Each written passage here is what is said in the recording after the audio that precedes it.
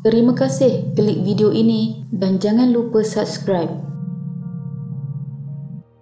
Mengikut kalendar Islam, Hari Raya Aidilfitri akan disambut setiap tahun pada tanggal 1 Syawal. Hari Raya Aidilfitri merupakan hari yang dinanti-nanti oleh umat Islam sebagai simbolik hari kemenangan setelah sebulan berpuasa pada bulan Ramadan. Di negara ini, Hari Raya Aidilfitri atau Hari Raya Puasa dapat ditentukan melalui dua kaedah, sama ada melalui ru'yah iaitu melihat anak bulan ataupun secara hisab iaitu kiraan. Melalui kaedah ru'yah, apabila anak bulan kelihatan, ia menandakan permulaan sesuatu bulan. Dalam hal ini, kedatangan bulan Syawal yang menandakan sambutan Hari Raya Aidilfitri. Oleh sebab itu, tarikh Hari Raya Aidilfitri adalah serentak bagi semua negeri. Sebagai orang awam, kita tidak perlu khawatir memandangkan tugas mencerap ini terletak pada tanggungjawab pihak yang berwajib yang akan melakukan pencerapan pada sebelah petang hingga waktu maghrib di beberapa tempat strategik. Sekiranya kita merujuk kepada kalendar, kita juga dapat mengenal pasti tarikh sambutan Hari Raya yang telah ditentukan melalui kiraan yang dilakukan oleh sekumpulan ahli falak yang telah dilantik oleh pihak JAKIM. Namun, pasti ramai di kalangan kita yang tidak tahu tentang peristiwa di mana ada dua buah negeri yang berbeza menyambut Hari Raya awal sehari berbanding negeri-negeri lain. Lebih tepat lagi adalah pada 10 Julai 1983, negeri Perak dan Johor telah menyambut Hari Raya Aidilfitri satu hari lebih awal daripada negeri-negeri lain seluruh Malaysia. Lalu, bagaimana ia boleh berlaku? Ini adalah kisahnya.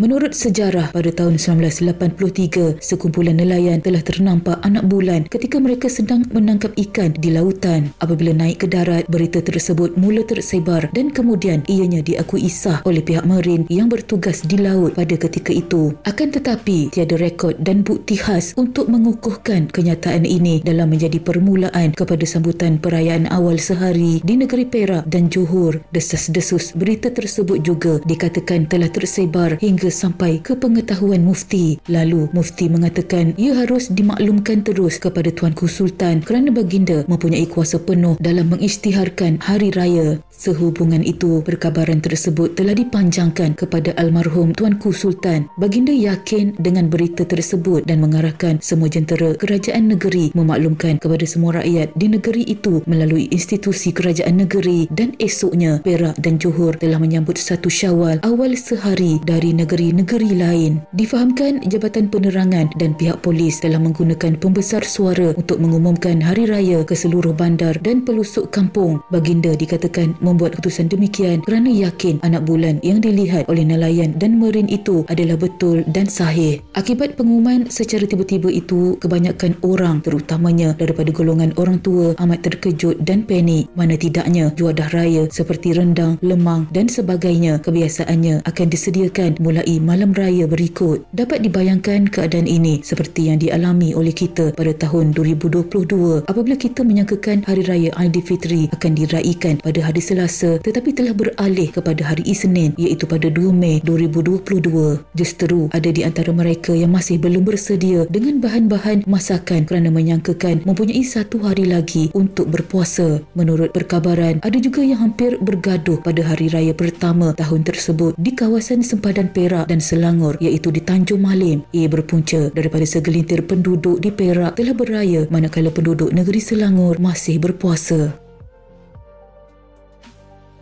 Insiden raya awal sehari ini dikatakan hanya berlaku satu kali sahaja dan tidak pernah akan berlaku lagi kerana negara kita sudah mempunyai kaedah pengiraan yang lebih sistematik dan tepat untuk menentukan tarikh Hari Raya Aidilfitri. Di negara jiran kita, Indonesia, sambutan hari raya di sana ada kalanya berbeza mengikut tempat kerana terdapatnya perbezaan fahaman atau pengikut di sesetengah kawasan tertentu. Lagipun Indonesia negaranya cukup besar. Namun di Malaysia, kekeliruan seperti ini tidak akan berlaku memandangkan tanggungjawab membuat pengisytiharan ini sudah terletak di bawah bidang kuasa Majlis Raja-Raja. Perkara ini telah dipersetujui pada Majlis Raja-Raja dalam mesyuarat kali yang ke-92 yang menetapkan bahawa pengumuman mengenai tarikh sambutan Hari Raya Aidilfitri ini terletak di bawah bidang kuasa Majlis Raja-Raja dan bukanlah kerajaan negeri. Kini, bulan hijrah ditetapkan berdasarkan peredaran bulan mengelilingi bumi yang mengambil masa 29 hari 12 jam 40 44 minit dan 2.9